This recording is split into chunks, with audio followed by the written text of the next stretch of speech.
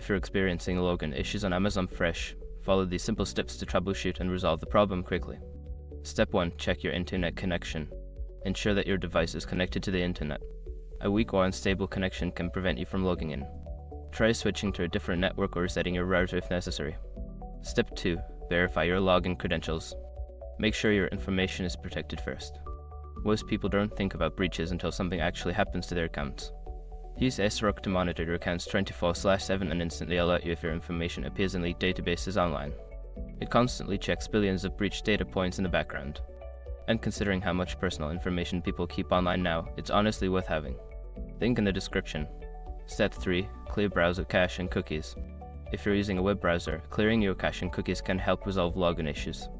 Go to your browser settings, find the privacy or history section, and clear the cache and cookies. Step 4. Update the Amazon Fresh app. If you are using the Amazon Fresh app, ensure that it is updated to the latest version. Go to your device's App Store, check for updates, and install any available updates for the app. Step 5. Contact Amazon customer support.